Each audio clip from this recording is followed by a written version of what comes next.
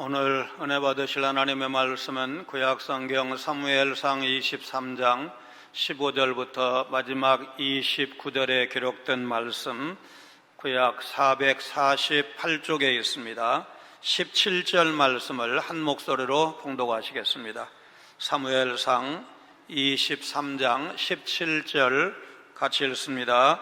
곧 요나단이 그에게 이르기를 두려워하지 말라. 내 아버지 사울의 손이 내게 미치지 못할 것이요 너는 이스라엘 왕이 되고 나는 내 다음이 될 것을 내 아버지 사울도 안다 하니라. 두 사람이 여호와 앞에서 언약하고 다윗은 수풀에 머물고 요나단은 자기 집으로 돌아가니라. 아멘. 보통 아브라함을 믿음의 조상 이렇게 말합니다. 히브리서 기자는 믿음으로 아브라함은 부르심을 받았을 때에 순종하여 장래의 유업으로 받을 땅에 나아갈새 갈 바를 알지 못하고 나아갔다 증언하고 있습니다. 갈 바를 알지 못했지만 떠나라 하신 하나님의 명령에 순종해서 갈대아 우르를 떠나서 하란을 거쳐서 시리아를 지나 약속의 땅 가나안에 도착해서 편안한 삶이 아닌 험한 인생을 살았습니다. 그 과정에서 사랑하는 조카와 갈라섰습니다. 흉년을 피해 애굽에 갔다가 아내를 누이라고 속일 수밖에 없는 그런 부끄러운 일도 있었습니다. 소돔과 고모라 성의 멸망도 받습니다. 100살에 얻은 독자 아들 이삭을 제물로 바치는 정말 아버지로서 말하기 어려운, 말하자면 도저히 해낼 수 없는 그런 어려운 일도 겪었습니다. 그 손자 야곱도 바로 임금이 나이를 물었을 때 내 나그네길의 세월이 130년이니이다. 내 나이가 얼마 못 되니 우리 조상의 나그네길의 연조에 미치지 못하나 험악한 세월을 보내었나이다. 그렇게 말할 정도로 풍파만한 인생을 살았습니다. 그 증손자 요셉도 의로운 사람이었지만 형들의 시기로 애굽의 노예로 팔리고 주인 여자의 동침 요구를 거절한 대가로 성폭행 미수범이다 모함을 받아서 감옥에 갔습니다. 그 여자와 불륜 관계를 맺어서 감옥에 갔다면 정당한 처벌이지만 그는 그런 일이 없이 억울한 옥살이를 한 고된 인생이었습니다.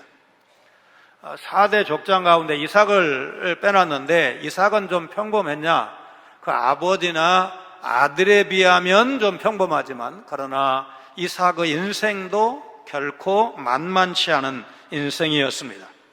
사무엘상을 통해서 믿음의 사람 다윗이 가는 길을 매주일 상고해 가면서 우리가 신앙인으로서 일평생 걸어가야 할 길이 정말 쉽지 않다. 이 순례자의 길이라는 것이 정말 온갖 풍파가 있구나 이런 생각을 여러 번 하게 됩니다. 그 길은 십자가의 길이요 한마디로 가시밭길이라고 말해도 과언이 아닙니다. 그러나 우리는 다윗이 간 것처럼 그 길을 갈 수밖에 없어 의연하게 가야 돼 이런 결심도 해봅니다. 왜냐하면 우리가 사울왕이 간 길을 갈 수는 없을 뿐만 아니라 다윗의 풍파 많은 인생 가운데 때마다 하나님께서 위로해 주시고 피할 길을 주시는 위로자 하나님을 우리에게 보여주시기 때문에 그래도 우리가 가야 할 길은 사울의 길이 아니고 다윗의 길이다 이런 결심을 하는 겁니다. 하나님은 위로자를 보내셔서 우리 성도를 위로해 주십니다. 하나님은 사울의 추격을 피해서 십광야에 숨어있는 다윗을 위로하시기 위해서 다른 사람도 아닌 사울의 아들, 자신을 집요하게 추격하는 그 사울의 아들 요나단을 통해서 위로하십니다. 15절로 18절 말씀 같이 읽습니다. 다윗이 사울이 자기의 생명을 빼앗으려고 나온 것을 보았으므로 그가 십광야 수풀에 있었더니 사울의 아들 요나단이 일어나 수풀에 들어가서 다윗에게 이르러 그에게 하나님을 힘있게 의지하게 하였는데 곧 요나단이 그에게 이르기를 두려워하지 말라. 내 아버지 사울의 손이 내게 미치지 못할 것이요 너는 이스라엘 왕이 되고 나는 내 다음이 될 것을 내 아버지 사울도 안다 하니라. 두 사람이 여호와 앞에서 언약하고 다윗은 수풀에 머물고 요나단은 자기 집으로 돌아가니라. 15절 전반부에 이 보았다는 표현 원문의 의미와 다릅니다. 원문을 보면 사울이 다윗의 생명을 찾으러 나온 사실은 다윗이 황무지 수풀에 있었던 15절 후반부와 인과관계가 없습니다.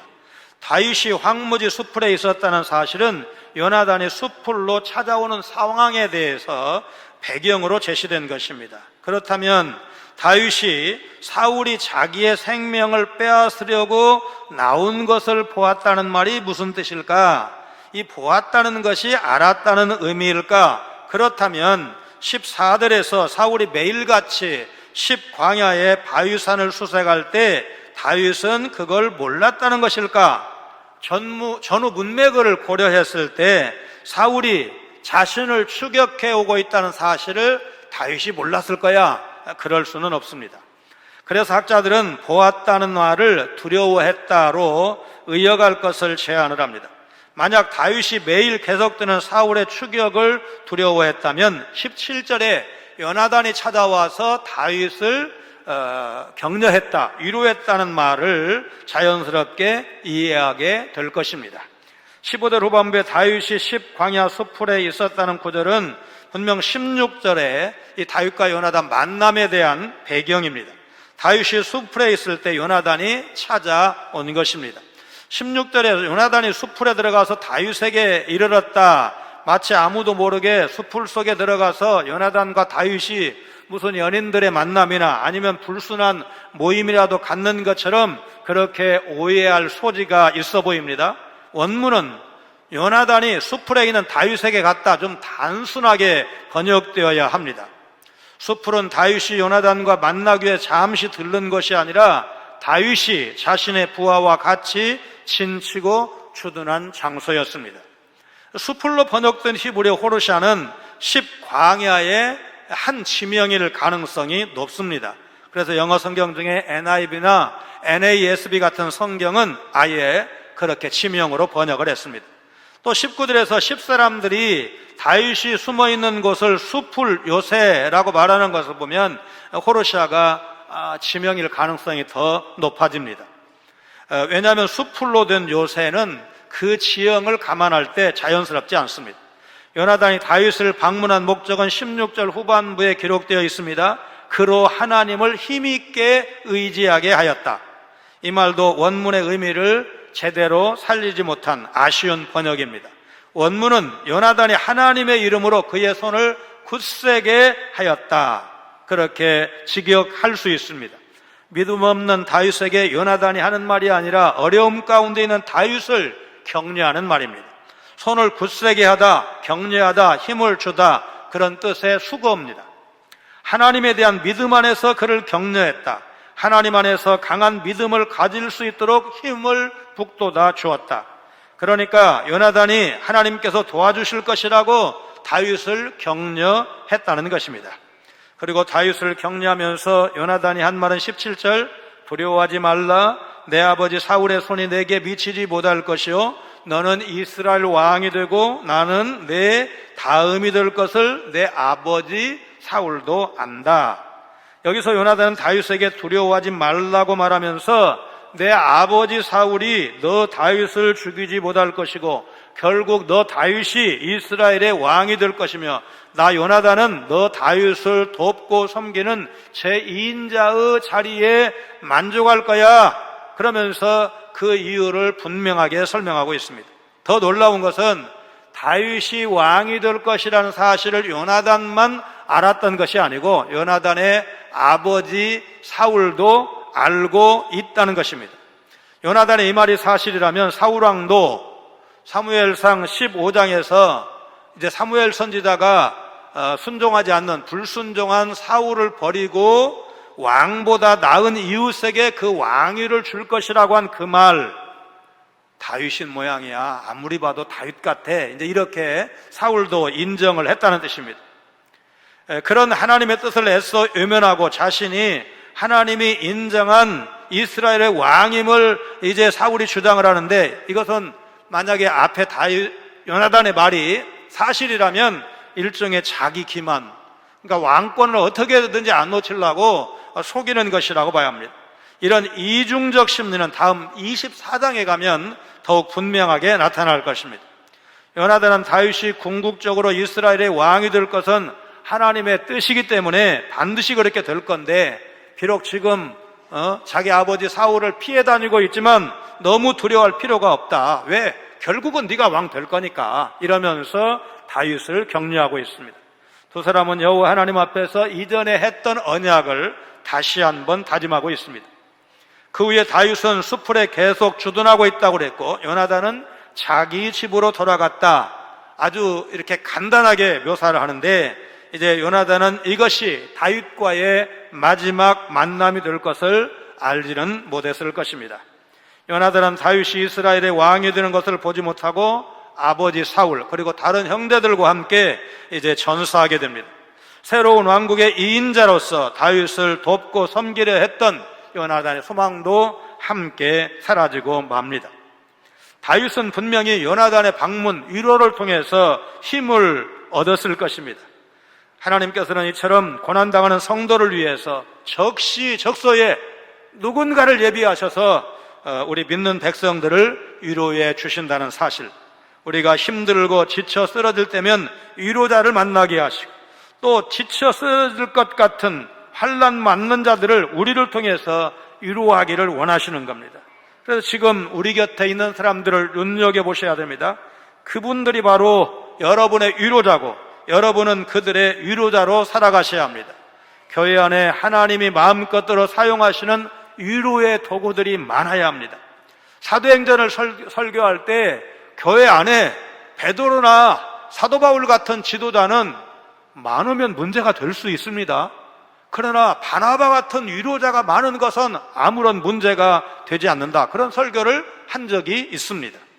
초대교회는 유대교가 대세인 가운데 소수의 제자들이 오순절에 임하신 성령의 역사로 예수님의 마지막 명령에 순종해서 복음을 증거하는 과정을 기록하고 있습니다. 사도들이 감옥에 갇히고 매를 맞는데도 날마다 예수를 그리스도라고 증거하기를 쉬지 아니하였다. 사도행전이 그렇게 증언하고 있지 않습니까? 나사렛 예수를 믿으면 집에서 쫓겨났습니다. 그래서 교회 안에는 쫓겨난 사람들, 어려운 사람들이 많았습니다. 그 사정을 잘 알고 있었던 바나바는 자기 밭을 팔아서 사도들의 발 앞에 가져왔습니다. 왜냐하면 쫓겨난 사람들, 어렵게 사는 사람들, 그래도 밥은 먹어야 되니까 그런 구제를 위해서 밭을 팔아 온 것입니다. 바나바라는 이름은 위로자, 그런 뜻을 갖고 있습니다. 그는 자기 이름에 합당한 삶을 살았던 것입니다. 그래서 바나바 같은 위로자가 많아야 은혜로운 교회가 될 수 있다. 사실 우리가 이제 정읍이라는 도시가 농촌형 소도시잖아요. 그러니까 인구가 10만 남짓인데, 여러분 서울에 최고 많이 모이는 교회가 수십만 아닙니까? 그러니까 우리가 전도를 열심히 해도 수십만 명 교회는 어렵지요. 또 강남의 교회들은 몇만 명 모이는 큰 교회들이 또 부자들이 또 많이 출석을 하니까 아주 재정적으로 능력이 있는 것으로 알려져 있습니다. 우리는 또 헌금을 많이 해가지고 강남의 부자 교회를 따라잡을 수도 없습니다. 그러나 우리에게 소망이 있는데 뭐냐면, 서울의 그런 대형 교회, 부자 교회보다 우리 교회가 더 은혜로운 교회는 될 수 있다. 사랑이 있는, 따뜻한 위로가 있고 섬김 있는 그런 교회는 가능하다고 여러분께 도전한 적이 있습니다. 사도행전을 강해를 하면서.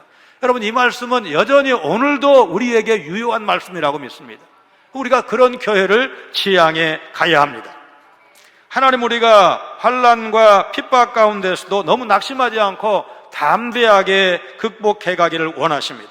요나단의 위로에 의해서 다윗에게 다가오는 현실은 뭡니까? 10사람들과 사울의 견고한 연합이었습니다. 다윗 입장에서는 너무나 큰 위기였습니다. 19절로 23절 말씀 같이 읽습니다.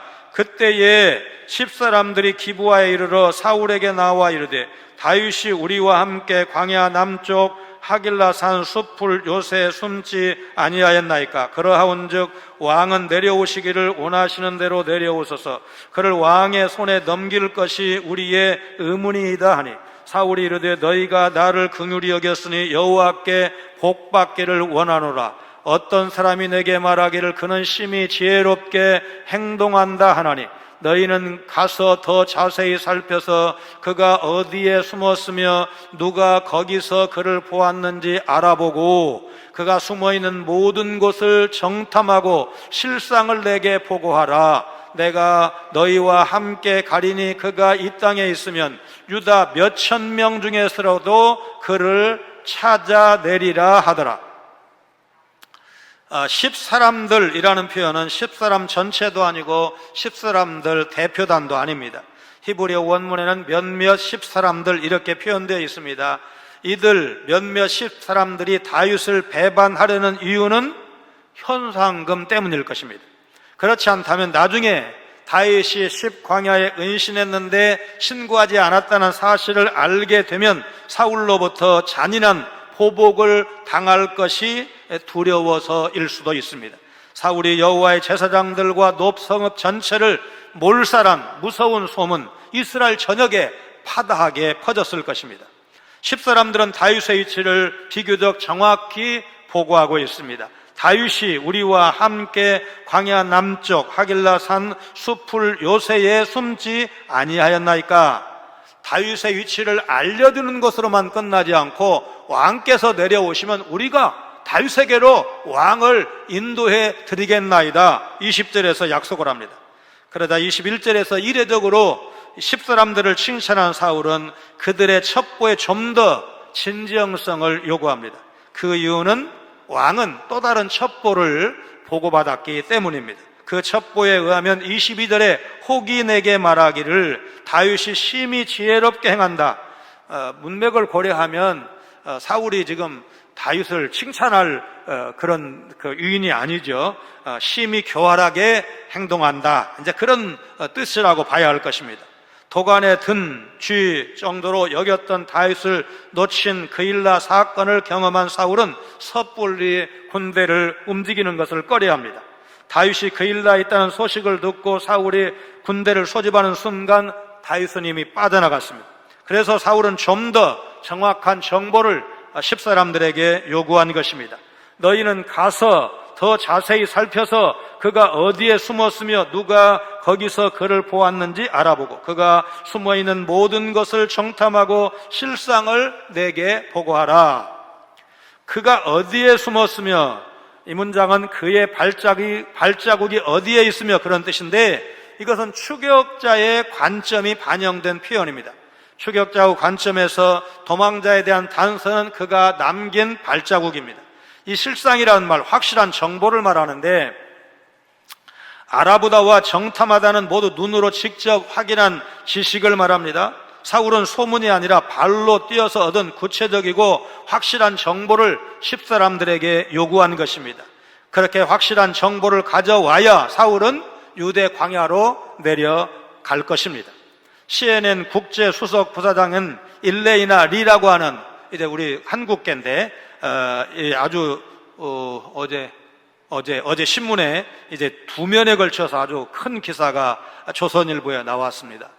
김대중 대통령부터 현직 대통령까지 6명을 인터뷰한 그런 이제 베테랑 방송인인데 노트북이 만든 뉴스가 아니라 이제 노트북을 통해서 여러 가지 뉴스를 검색할 수 있고 그걸 적절하게 말하자면 기사를 써서 내보내는 그런 수준의 뉴스가 아니라 발로 뛰어서 만든 뉴스가 진짜 뉴스다. 이제 이거를 강조했고 그렇게 살아왔기 때문에 입사 9년 만에 본부장이 되고 지금 현재는 미국 본토를 제외한 나머지 지역에서는 최고위직으로 51살인가 2살인가 이렇게 그런 정도 나이를 먹은 여성인데 정말 한국인으로서 자랑스러운 그런 여성입니다. 어쨌든 뉴스를 그렇게 만들어야 된다고 강조하는 것을 읽어봤습니다.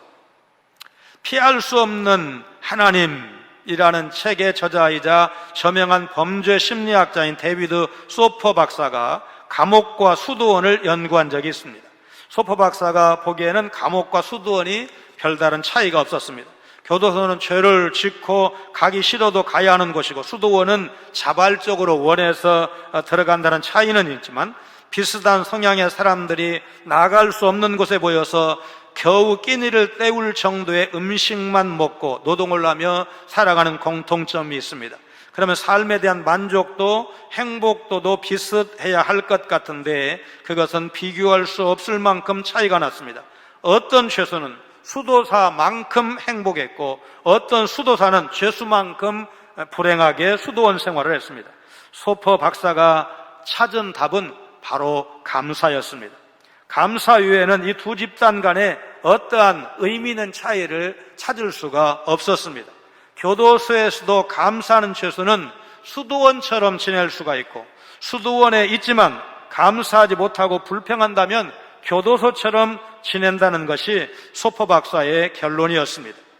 우리를 위해서 모든 것을 아끼지 아니하고 주신 하나님을 알 때 우리는 어떤 일에도 감사할 수가 있습니다. 우리 삶에 허락하신 모든 것, 예를 들어서 그것이 고난과 환난일지라도 결국은 합력해서 선을 이루게 하시는 하나님의 일을 이루어가는 과정에서 꼭 필요한 일이라면 하나님께서 허락하시는 거야. 우선은 아프지만, 우선은 고통스럽지만 이렇게 믿을 때 우리는 감사할 수가 있는 것입니다. 오늘 우리 성도에게도 다윗에게 닥친 것 같은 위험이 닥칠 수 있습니다. 우리가 걷는 순례의 길에 요나단이나 바나바 같은 훌륭한 위로자만 있다면 얼마나 좋겠습니까? 그러나 우리가 경험한 바와 같이 우리가 가는 길에는 우리를 위협하고 추적하고 못살게 구는, 예를 들어서 다윗에게 사울 같은 사람, 엘리야 선지자에게 아합이나 이세벨 같은 사람, 그리고 나중에 세례 요한에게 헤롯 같은 사람이 꼭 붙어 다니는, 숙명적으로 우리 곁에 있는 것을 우리가 경험하고 있습니다. 하나님의 부르심에는 순탄한 앞날만을 보장하지 않고 환난과 핍박을 당하는 것도 포함되어 있다는 사실을 우리가 부인할 수가 없습니다. 그때 그 순간에도 우리는 담대하게 우리의 믿음을 지킬 수 있어야 합니다. 로마서 8장 28절에 기록된 말씀처럼 합력하여 선을 이루게 하신 하나님은 환난과 핍박 중에도 우리를 지키시고 연단하시고 하나님의 선한 목적을 이루어 가신다는 사실을 여러분 기억하시기를 바랍니다. 로마서 8장 18절이 말씀한 바와 같이 지금의 고난과 비교할 수 없을 만큼 큰 영광을 우리에게 약속하셨다는 사실을 기억하고, 예수님은 우리보다도 먼저 고난당하셨다는 사실, 십자가를 지셨다는 사실을 기억을 하면서 하나님, 필요하다면, 필요하기 때문에 이런 환난과 핍박도 하나님 앞에 더 엎드리라고, 하나님 앞에 더 겸손하라고 이런 연단의 과정을 주신 줄로 믿습니다. 여러분, 그런 마음 가지고 하나님 앞에 기도하고, 또 하나님이 절대로 나 놓치지 않는다는 것, 나를 보호하신다는 사실을 믿으면 그 고난의 터널을 지날 수가 있을 것입니다. 여러분, 믿으시기를 바랍니다. 우리가 도저히 감당할 수 없는 고난을 만날 때 하나님이 어떻게 하십니까? 피할 길을 주시든지 감당하게 하시든지. 다윗이 십사람들과 사울의 협공 때문에 완전히 포위되어서 절체절명, 이제 체포 직전까지 갔는데 하나님이 어떻게 하십니까? 뜻밖의 구원자, 전혀 생각지 못했던 구원자를 보내십니다. 24절로 29절 같이 읽습니다. 그들이 일어나 사울보다 먼저 시브로 가니라. 다윗과 그의 사람들이 광야 남쪽 마운 광야 아라바에 있더니 사울과 그의 사람들이 찾으러 온 것을 어떤 사람이 다윗에게 아뢰매, 이에 다윗이 바위로 내려가 마운 황무지에 있더니 사울이 듣고 마운 황무지로 다윗을 따라가서는 사울이 산 이쪽으로 가며 다윗과 그의 사람들은 산 저쪽으로 가며 다윗이 사울을 두려워하여 급히 피하려 하였으니 이는 사울과 그의 사람들이 다윗과 그의 사람들을 애워싸고 잡으려 함이었더라. 전령이 사울에게 와서 이르되 급히 오소서, 블레셋 사람들이 땅을 침노하나이다. 이에 사울이 다윗 뒤쪽 길을 그치고 돌아와 블레셋 사람들을 치러 갔으므로 그곳을 셀라하마 느곳이라 칭하니라. 다윗이 거기서 올라가서 엔게디 요새에 머무니라. 25절, 24절에서 다윗이 마온 광야에 있다가 사울이 추격한다는 소식을 듣고 다시 마온 광야로 갔다는 취지의 본문은 읽는 독자들에게 혼란을 줄 수 있습니다. 이 혼란은 원문을 제대로 살리지 못한 번역에 근거한다 할 것입니다. 그래서 김구원 박사는 원문에 충실한 번역을 해서 그 의미를 이렇게 살려냈습니다. 우리 한번 같이 읽겠습니다. 그들이 일어나 사울보다 먼저 시브로 갔다. 한편 다윗과 그의 부하들은 예시몬 남쪽 황무지 지역인 마온 광야에 있었다. 그리고 사울과 그의 부하들도 다윗을 찾으러 시브로 갔다. 이 소식이 다윗에게 알려지자 다윗은 바유산 하셀라로 내려가 마온 광야에 머물렀다. 사울도 그 소식을 듣고 다윗을 쫓아 마온 광야로 갔다. 10 주민들을 마을로 보낸 사울은 이후에 10으로 이동을 합니다. 다윗의 군대 규모, 이제 불어나갖고 600명, 그 규모를 감안할 때 아무래도 한두 시간, 하루 이틀에 이제 무찌를 수가 없기 때문에 원정을 위해서 준비할 것이 있었을 것입니다. 10 사람들이 사울에게 제공한 정보는 다윗은 10적의 일부 예시몬 남쪽 하길라산 호로사 요새에 있다는 것입니다. 그러나 사울과 그의 부하들이 그곳에 도착했을 때는 그 소식이 다윗에게 이미 알려졌고 예시몬 남쪽 황무지 지역인 마온 광야, 그 중에서도 바유산으로 이동한 상태였습니다. 바유산은 마온 광야의 지역물 가운데 하나로 아주 숨기에 좋은 곳이었습니다. 사울이 쫓아온다는 소식에 다윗은 가장 은신하기 좋은 곳을 찾아낸 것입니다.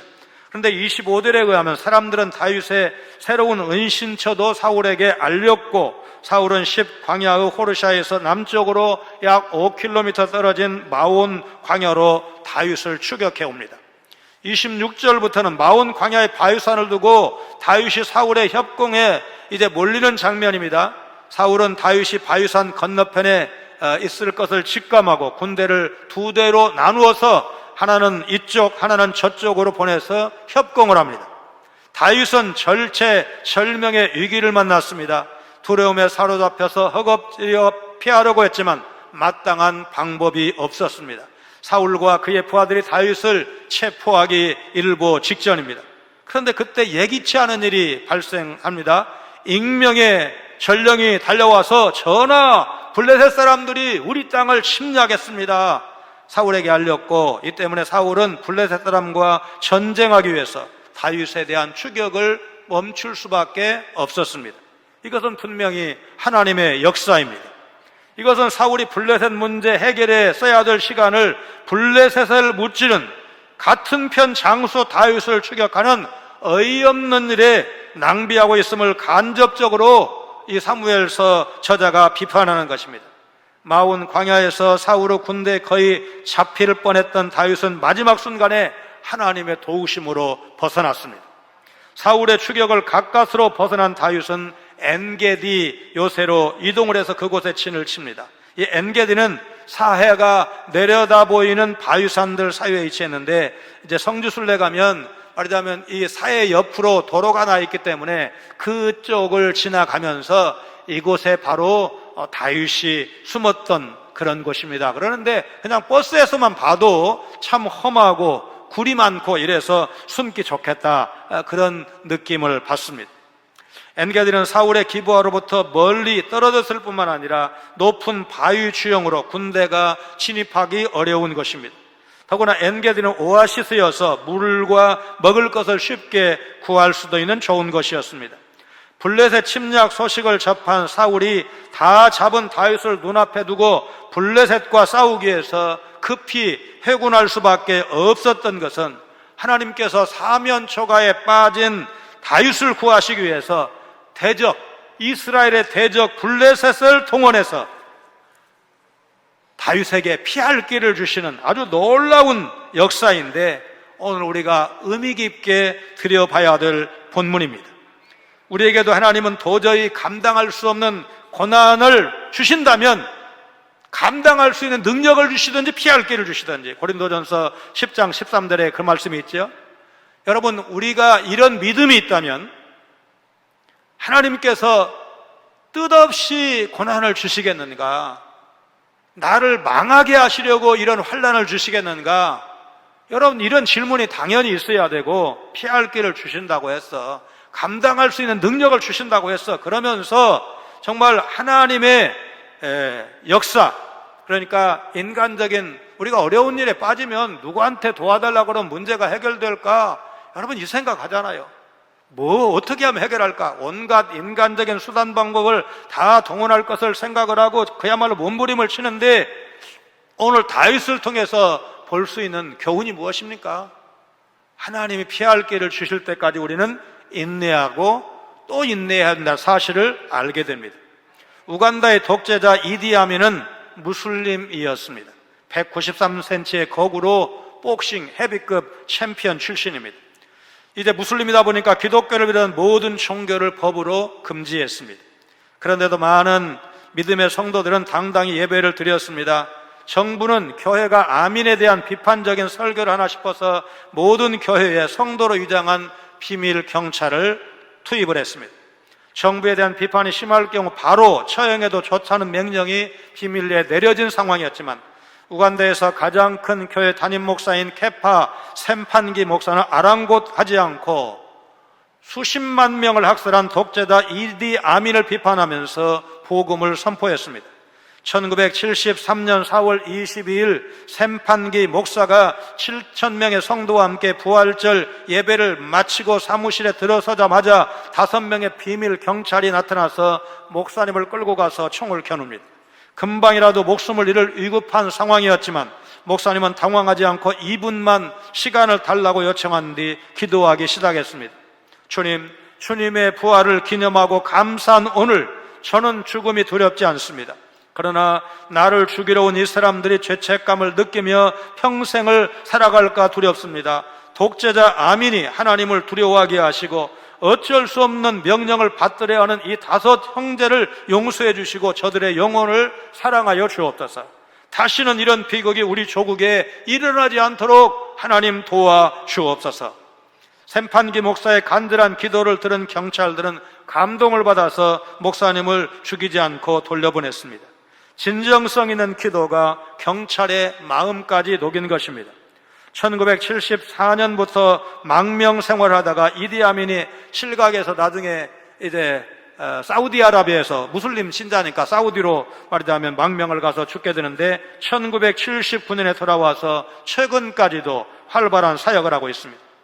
하나님은 누구보다도 우리를 가장 잘 아시는 분입니다. 그분은 우리를 창조하셨고 지금도 이 땅을 살아가는 우리의 모든 것을 주관하시는 하나님이십니다. 우리의 약점, 우리의 한계도 다 알고 계시는 분이십니다. 무엇보다 하나님의 위로와 인도가 있기에 성도는 그 어떤 고난도 환난도 넉넉하게 이겨낼 수 있다는 사실을 여러분 믿으시기를 바랍니다.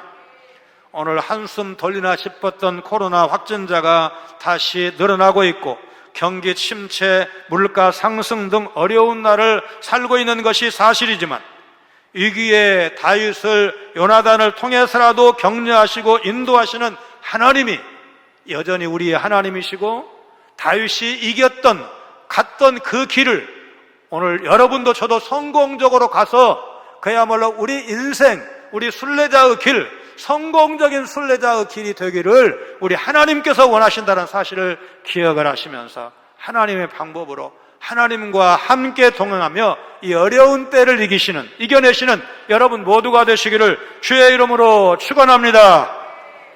거룩하신 하나님, 나라를 위기에서 구한 국가적 공신이면서도 배신당하고 억울하게 쫓겨다니는 다윗에게 요나단이 찾아와 위로하고 격려하는 장면을 상고하면서 믿음으로 살아가는 성도를 외면치 않으시고 위로하시며 인도하시는 하나님의 선하심을 보여주시니 감사를 드립니다. 개인적 이익보다 하나님의 관점에서 사람을 대하고 일을 처리하는 요나단을 통해 교회 공동체 안에서 위로자로 살아야 할 것을 가르쳐 주신 것 마음에 깊이 담게 하여 주옵소서.